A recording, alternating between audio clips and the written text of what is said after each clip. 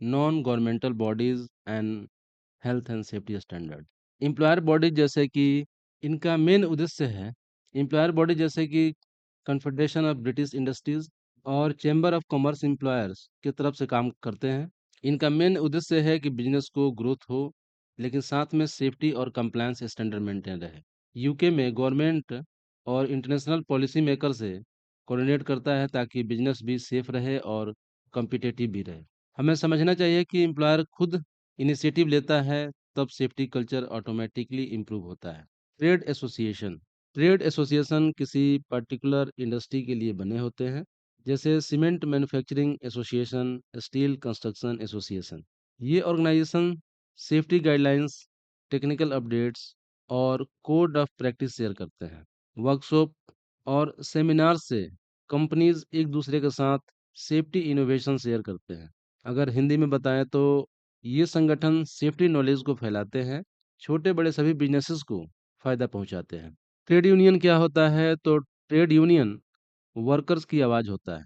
ये सैलरी, काम के घंटे, प्रमोशन के अलावा वर्कप्लेस सेफ्टी को भी प्रायोरिटी देते हैं। यूके जैसे देशों में ट्रेड यूनियंस अपने सेफ्टी रिप्रेजेंटेटिव चुनते हैं, जो एक्सीडेंट इन्वेस्टिगेशन और इंस्पेक्शन कर सकते हैं। इससे वर्कर्स को एम्पावरमेंट मिलता है और मैनेजमेंट भी सेफ्टी इशू को लाइटली नहीं लेते। बहुत सारे प्रोफेशनल ग्रुप हैं, जैसे आईओस, एएसएसपी, बीसीएसपी सेफ्टी प्रोफेशनल्स के लिए स्टैंडर्ड्स और रिकॉग्निशन प्रोवाइड करते हैं। जैसे आईओस के बारे में आप जानते ही होंगे। आईओस के 47,000 से ज़्यादा मेंबर्स हैं ग्लोबली, जो कॉम्पिटेंसी और प्रोफेशनलिज्म को इंश्योर करते हैं। एएसएसपी यूएसए में सेफ्टी प्रोफेशनल को ग्लोबल प्लेटफॉर्म देते हैं, और जो बीसीएसपी आप जानते ही होंगे, सर्टिफिकेशन प्रोवाइड करता है सेफ्टी प्रोफेशनल को। इसका मतलब है कि अगर आप सर्टिफाइड सेफ्टी प्रोफेशनल हैं, तो आपका नॉलेज और क्रेडिबिलिटी ग्लोबली एक्सेप्टेड होना चाहिए। तो ये सब प्रोफेशनल ग्रुप यही इंश्योर करते हैं। अगला है प्रेशर ग्रुप। प्रेशर ग्रुप वह ऑर्गेनाइजेशन होता है जो डायरेक्ट पॉलिटिक्स में नहीं जाते, लेकिन इनडायरेक्टली पॉलिसीज को इन्फ्लुएंस करते हैं। जैसे सेंटर फॉर कॉरपोरेट अकाउंटेबिलिटी, इसने सेफ्टी लॉ इन्फोर्समेंट और वर्क रिलेटेड जो डेथ हैं वर्क रिलेटेड डेथ पर गवर्नमेंट को प्रेशर किया है। यानी कि ये एक आवाज़ उठाने वाला समूह है जो एक्सीडेंट विक्टिम या वर्कर की तरफ से न्याय और बेहतर सेफ्टी स्टैंडर्ड की मांग करता है। General public and media media health and safety को प्रमोट करने के लिए सबसे पावरफुल टूल है आजकल। ओसा यूएसए से और एचएससी यूके से जो बिलोंग करता है, अपनी सेफ्टी गाइडलाइंस ऑनलाइन डालते हैं। एक्सीडेंट और प्रोसिक्यूशन की खबरें जब टीवी या न्यूज़पेपर पे आती है, तो पब्लिक और कंपनीज दोनों अलर्ट हो जाते हैं। यानी कि कह सकते हैं कि मीडिया वो आईना है जो सेफ्टी की अच्छी और बुरी दोनों तस्वीर दुनिया के सामने ला के रख देती है। कोऑपरेशन बिटवीन कंपनीज, आप देखेंगे कंपनीज नॉर्मली कॉम्पिटिटर होते हैं, लेकिन सेफ्टी के मामले में कोऑपरेशन जरूरी है। यूके में गुड नाइबर स्कीम है, जो कि जिसमें आप देखेंगे कि गुड नाइबर स्कीम में बड़ी कंपनी छोटे बिजनेस को सेफ्टी एडवाइस देती है।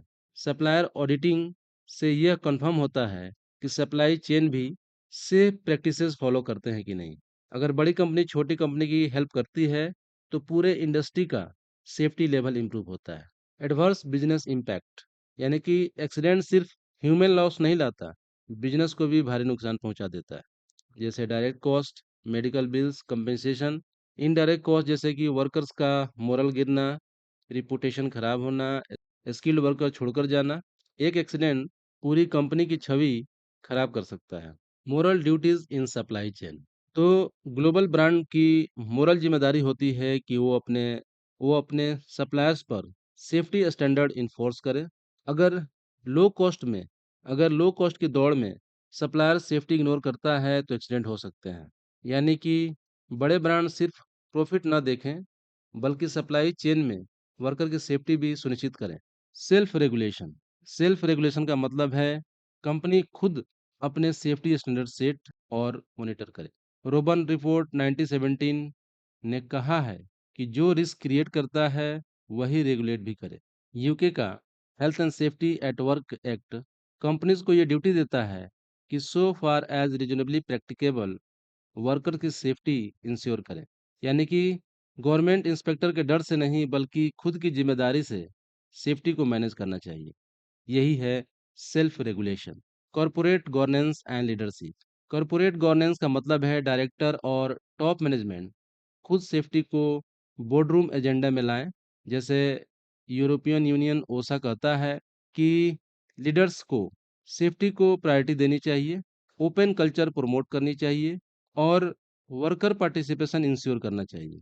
जब टॉप लीडर्स सेफ्टी को महत्व देंगे तो पूरी ऑर्गेनाइजेशन उसे सीरियस लेगा।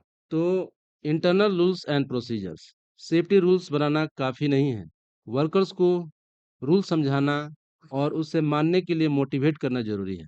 सुपरवाइजर्स और मैनेजर्स को अथॉरिटी होनी चाहिए कि वो कंप्लायंस चेक करें। अगर कोई बार-बार रूल तोड़ता है, तो उसके लिए फेयर डिसिप्लिनरी एक्शन लेना ज़रूरी है। यानी कि जब रूल फॉलोइंग कल्चर बनता है, तब एक्सीडेंट अपने आप कम हो जाता है। आई होप आपको ये वीडियो पसंद आई होगी। अगर आप हमारे चैनल पर नए हैं, सब्सक्राइब करिए, दोस्तों के साथ शेयर करिए। मिलते हैं अगले ऐसे ही वीडियो में, तब तक अपना ख्याल रखिए। Take care, bye bye.